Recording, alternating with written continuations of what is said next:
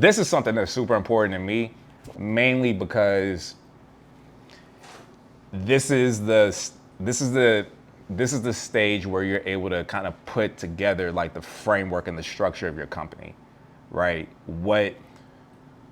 Who are you guys? Like what do you guys represent, right? So one of the things that I did with all these slides, with the exception of legal, is I put some questions here, and these are just questions that I've asked myself, or that my partners have asked me, or we've asked each other while going through this whole journey, right?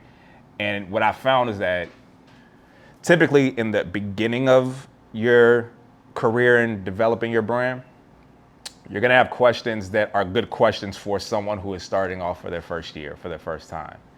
But the more you do it, the more you engage in the process, you're gonna come up with smarter questions to ask yourself, right? You're gonna go through experiences with your brand that you didn't even know to ask those questions, right? But then because of the experience, those questions end up coming up. So one of the ones that I feel like I come back to on a regular basis when I'm designing is, what's inspiring you to create this brand, right?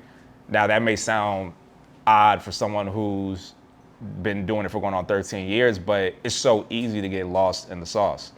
All of us are on social media, I'm sure quite a bit.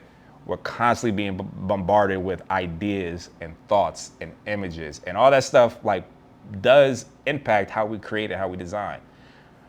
So it's always important to go back to, why did I start this? Because if I start creating stuff that is getting off of the track that we said that we're on, then we got to regroup. And there's a lot. Like, we have meetings every Wednesday, Tuesday. And sometimes like a bulk of our meeting is getting back on the same page, right? I'll design some stuff that in my mind was fire, and I present it to them, and they're like, "Nigga, no." You know what I'm saying? Or maybe not so much the design is bad, but cost. How are we gonna produce this? We got storage full of other stuff we need to be moving. So, yeah, what's inspiring you? This is another one that I'll highlight. Am I trying to create an original concept, or am I looking to refresh a familiar concept? So just to kind of break that down, right? Like, and we'll use Honor Roll. Honor Roll had like 3 other names before we settled on Honor Roll. One of them was called Guts and Glory. I was listening to a Joe Budden record, and he said Guts and Glory, and it just sounded really fly. And then it reflected some of the emotions and stuff that I was going through at that time. So I was like, yeah, this is gonna be it. And then like I started paying attention to what was going on around me, and it was very rock star-ish at that time. So it was like 07, 08. And I knew that name did not, while it may have reflected how I emotionally felt, it didn't in 2007 and 2008, like it was gonna communicate something very different than what I wanted the brand to communicate.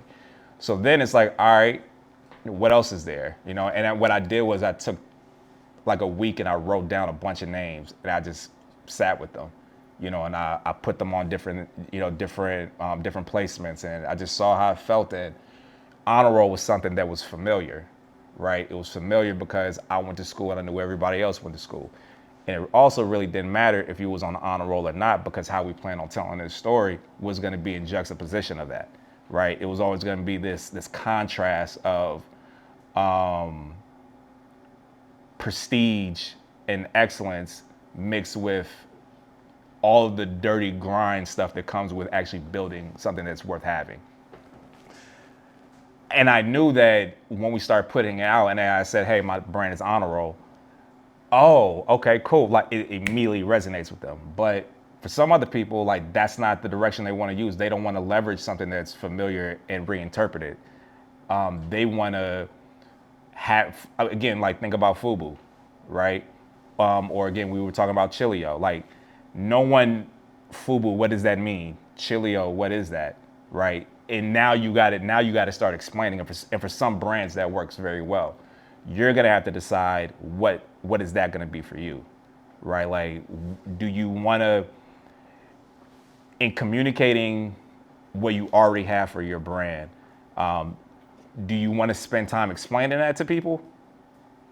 And is it catchy enough to where it's gonna, it's gonna make sense? Or do you want to figure out a way how to reinterpret, represent an idea that people are already familiar with, but you're giving a new interpretation on, right? So, especially like if you're in the beginning stages of your brand, be okay like with, I don't know if I like this, or I've gotten new information and now I want to shift, the brand name. Again, make sure that you got your patience on point. You're gonna want to have a brand name, logo, figure out what your brand colors are, figuring out your mission statement, figuring out your brand ethos, just to kind of stop here. This means like, what is the character of your brand? And that starts to get a little bit past, what the mission of the brand is, but more so like, what does this feel like? What does it sound like? What does it smell like? Aesthetically, how does this need to be presented, right? That's all wrapped up in your brand ethos. And then brand font.